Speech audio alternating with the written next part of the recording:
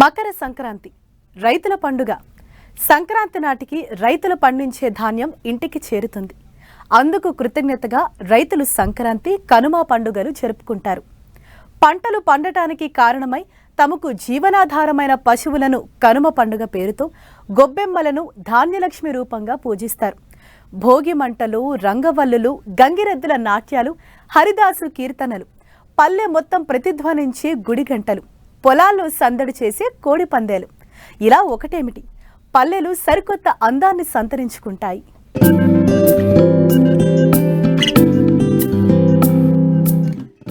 సంక్రాంతి తెలుగువారి పెద్ద పండుగ. ముఖ్యంగా వ్యవసాయం, పంటల పండుగ. గ్రామాలన్నీ కళకళలాడే పండుగ. సూర్యుడు మకర రాశిలోకి ప్రవేశించే రోజు కావడంతో మకర సంక్రాంతిగా పేరొచ్చింది. ఈ పండుగ మాత్రం అన్ని పండుగలకు చాలా భిన్నంగా ఉంటుంది. తెలుగు రాష్ట్రాల్లో సంక్రాంతి పండుగ సంబురాలు 2 వారాల ముందు నుంచే ప్రారంభమవుతాయి. ఈ సంబరాల్లో భాగంగా ముగ్గుల పోటీలు, భోగి మంటలు, హరిదాసు కీర్తనలు, పిండి వంటలు, భోగిపళ్ళు, గాలిపటాలు ఎగురేయడం వంటి ఎన్నో వేడుకలను జరుపుకుంటారు.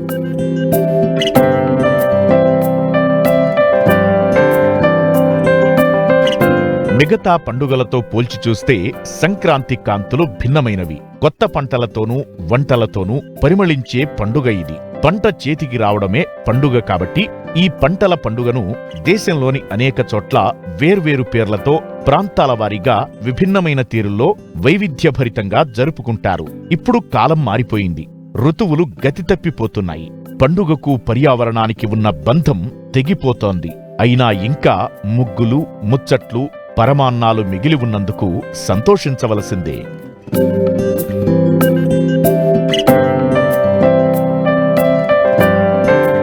సంక్రాంతికి చలికి అనుబంధం ఉంది. సంక్రాంతి ముందు రోజు భోగినాడు భోగిమంటలు వేసి చలిని పూర్తిగా తరిమికొట్టడం ఒక ఆచారం. ఈ భోగిమంటలు ఆంధ్ర ప్రాంతంలో ఎక్కువ. పూర్వకాలపు ఇళ్లలో తరతరాలుగా పేరుకుపోయిన పాత చెక్క సామాగ్రిని భోగిమంటల్లో తగలబెట్టి వాటితో ఉన్న బంధాన్ని వదిలించుకుని ఇంటిని శుభ్రం చేసుకోవడం అసలు ఉద్దేశం. కొత్త బియ్యం, కొత్త బెల్లం, పాలు, నెయ్యితో కలిపి కొత్త కుండలో వండిన పొంగలిని సూర్యుడికి నివేదించడంతో ఆ చలి రోజులకు వీడ్కోలు పలకడం ఆచారం. ఇక ఆ సాయంత్రం పిల్లలకు భోగిపళ్ళు పోసి ఆశీర్వదించడము, వారు అందంగా తీర్చిదిద్దిన బొమ్మల కొలువులు చూసి పొందిన ఆనందము పెద్దవారిని మర్నాటి సంక్రాంతికి సన్నద్ధులను చేస్తుంది. సంక్రాంతి విందు భోజనానికి ఇక సాటి లేదు. తెలంగాణలో నీటిలో రేగుపళ్ళు వేసుకుని స్నానం చేసి అరిసెలతో పాటు సకినాలు కూడా చేసుకుని విందారగిస్తారు. వారి వారి ఆర్థిక స్థితిగతులను బట్టి పిండి వంటలు వండుకుంటారు. ఆంధ్ర ప్రాంతంలో సున్నుండలు, కజ్జికాయలు, అరిసెలు, అమృత జిలేబీలు తదితర వంటకాలతో పండుగ భోజనం పూర్తవుతుంది.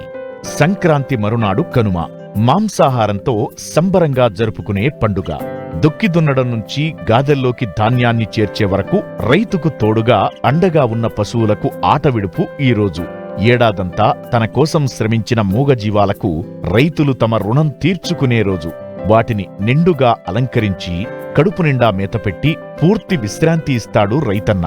పాడి పశువులు అలంకరణలతో పాటు పూజలు కూడా అందుకుంటాయి.